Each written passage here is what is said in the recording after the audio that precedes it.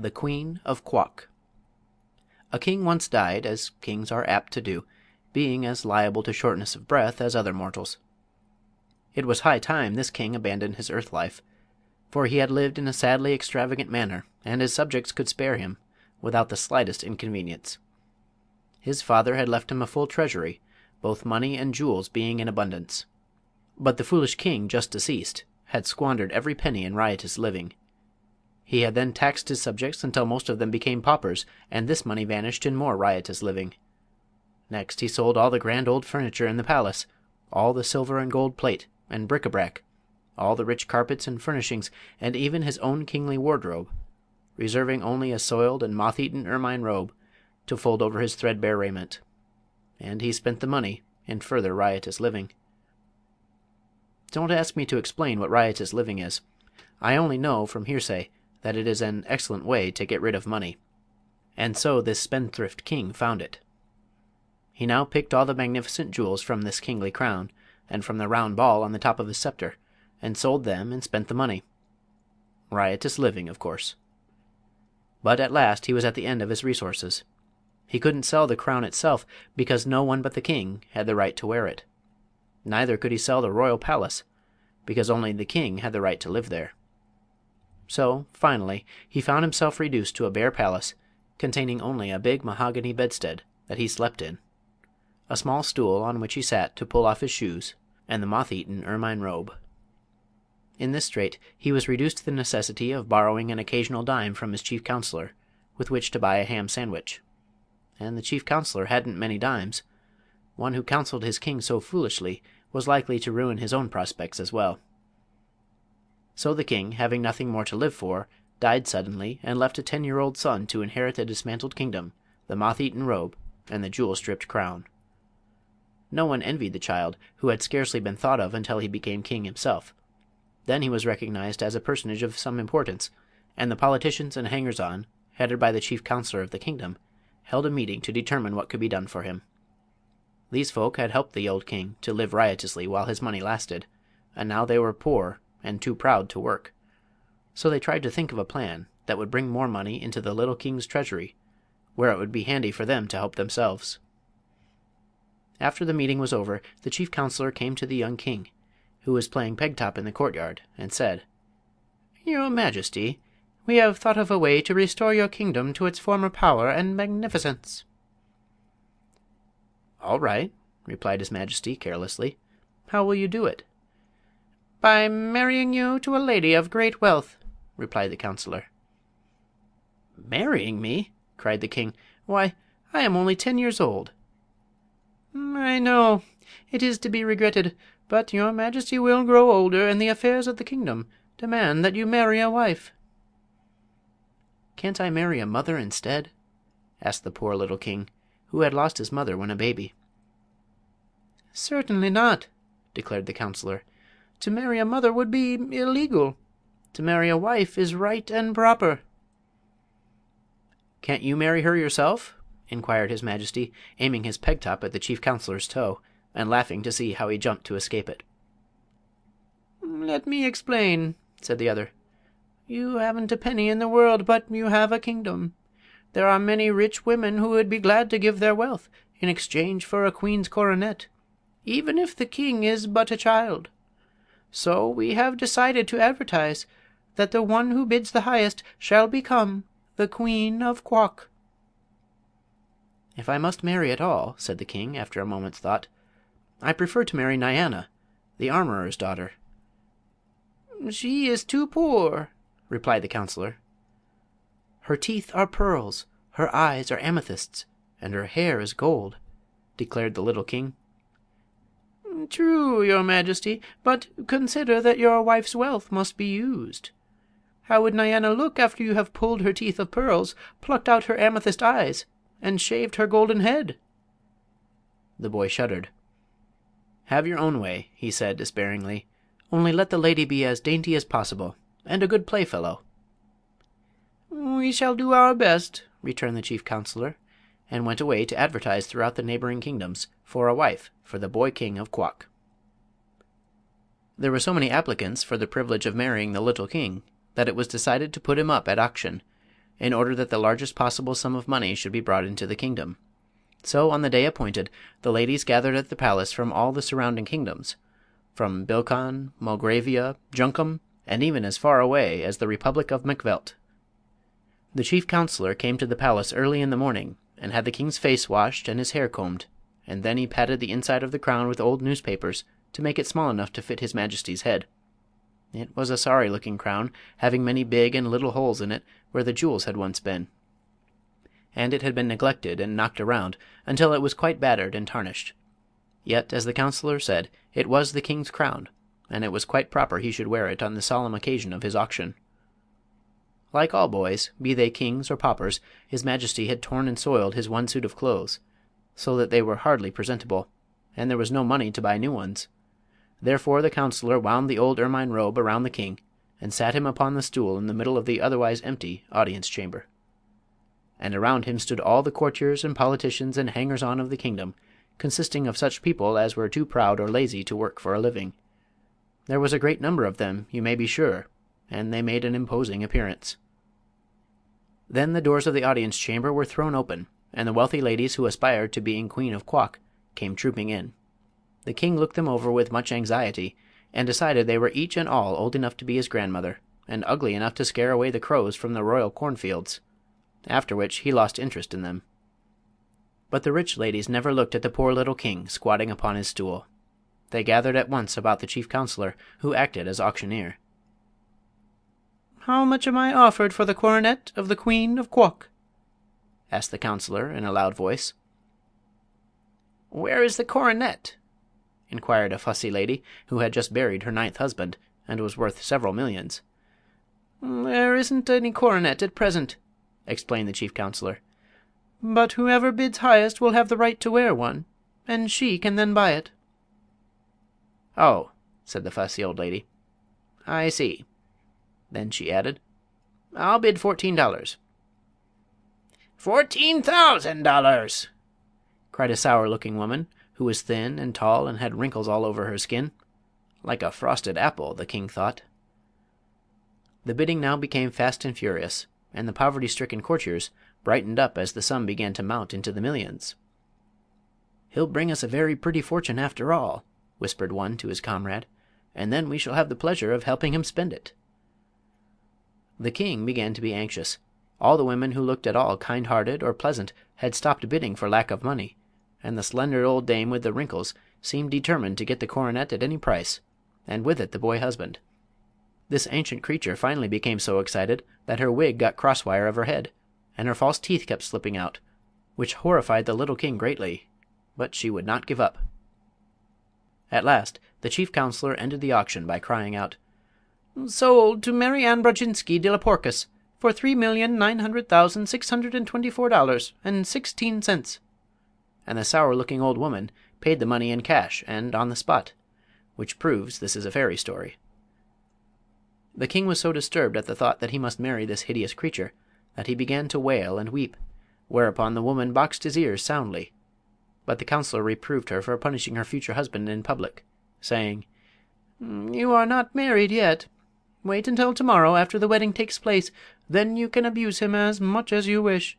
But at present we prefer to have people think this is a love match." The poor king slept but little that night, so filled was he with terror of his future wife. Nor could he get the idea out of his head that he preferred to marry the armorer's daughter, who was about his own age. He tossed and tumbled around upon his hard bed until the moonlight came in at the window and lay like a great white sheet upon the bare floor. Finally, in turning over for the 100th time, his hand struck against a secret spring in the headboard of the big mahogany bedstead, and at once, with a sharp click, a panel flew open. The noise caused the king to look up, and, seeing the open panel, he stood upon tiptoe and, reaching within, drew out a folded paper. It had several leaves fastened together like a book, and upon the first page was written, "When the king is in trouble, this leaf he must double, and set it on fire, to obtain his desire." This was not very good poetry, but when the king had spelled it out in the moonlight, he was filled with joy. "There's no doubt about my being in trouble," he exclaimed, "so I'll burn it at once and see what happens." He tore off the leaf and put the rest of the book in its secret hiding place. Then, folding the paper double, he placed it on top of his stool, lighted a match, and set fire to it. It made a horrid smudge for so small a paper, and the king sat on the edge of the bed and watched it eagerly. When the smoke cleared away he was surprised to see, sitting upon the stool, a round little man who, with folded arms and crossed legs, sat calmly facing the king, and smoking a black briarwood pipe. "Well, here I am," said he. "So I see," replied the little king. "But how did you get here?" "Didn't you burn the paper?" demanded the round man, by way of answer. "Yes, I did," acknowledged the king. "Then you are in trouble, and I've come to help you out of it.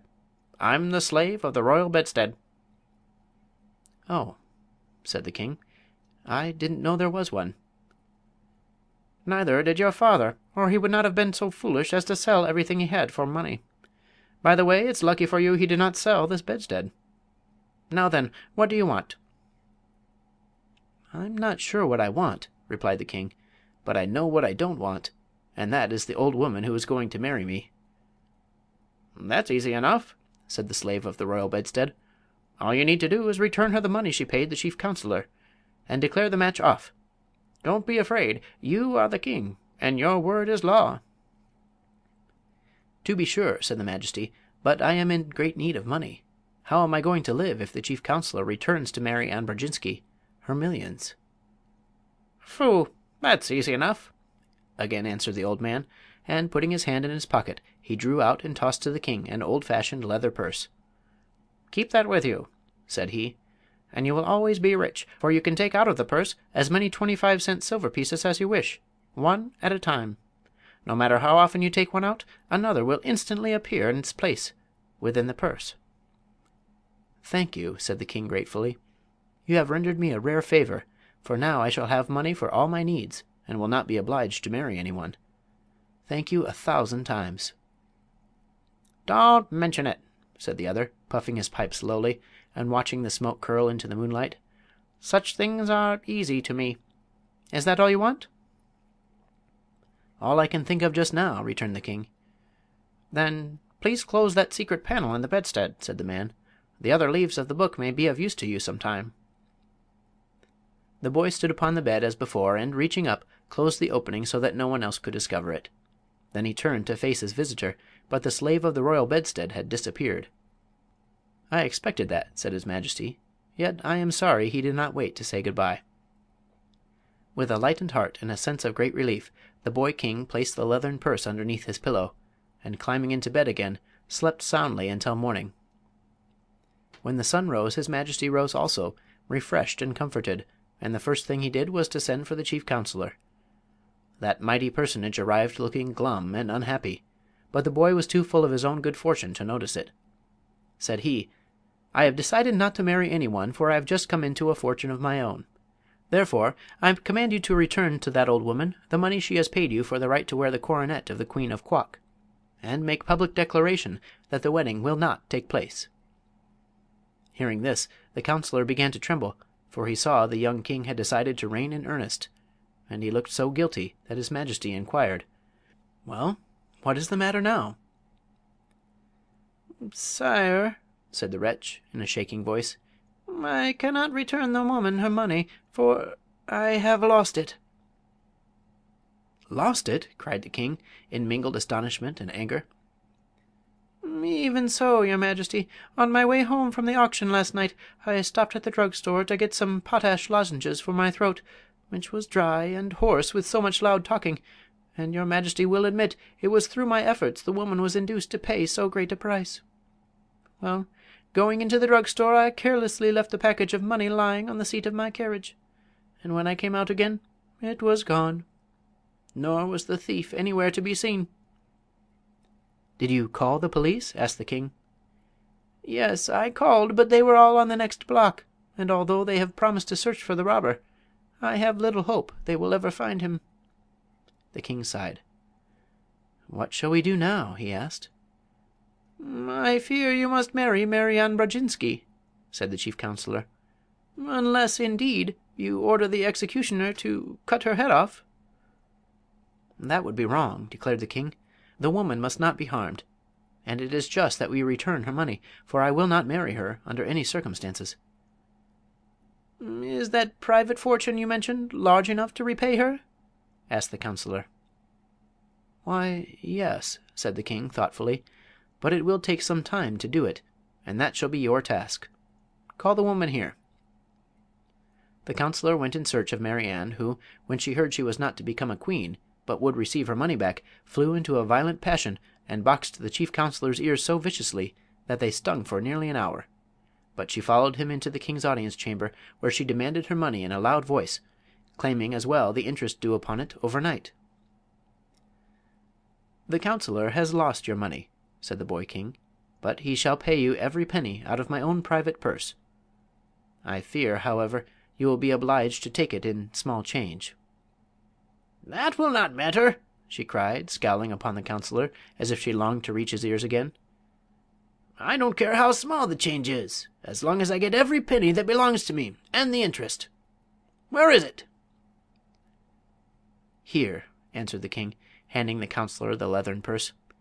"It is all in silver quarters, and they must be taken from the purse one at a time, but there will be plenty to pay your demands and to spare." So, there being no chairs, the counselor sat down upon the floor in one corner, and began counting out silver 25-cent pieces from the purse, one by one, and the old woman sat upon the floor opposite him and took each piece of money from his hand. It was a large sum, $3,900,624.16, and it takes 4 times as many 25-cent pieces as it would dollars to make up the amount. The king left them sitting there and went to school, and often thereafter he came to the counselor and interrupted him long enough to get from the purse what money he needed to reign in a proper and dignified manner. This somewhat delayed the counting, but as it was a long job anyway, that did not matter much. The king grew to manhood and married the pretty daughter of the armorer, and they now have 2 lovely children of their own. Once in a while they go into the big audience chamber of the palace and let the little ones watch the aged, hoary-headed counselor count out silver 25-cent pieces to a withered old woman, who watched his every movement to see that he does not cheat her. It is a big sum, $3,900,624.16 in 25-cent pieces. But this is how the counselor was punished for being so careless with the woman's money. And this is how Mary Ann Brodzinski de la Porkus was also punished for wishing to marry a 10-year-old king in order that she might wear the coronet of the Queen of Quok. End of The Queen of Quok. Recording by Matthew Reese, Davenport, Iowa.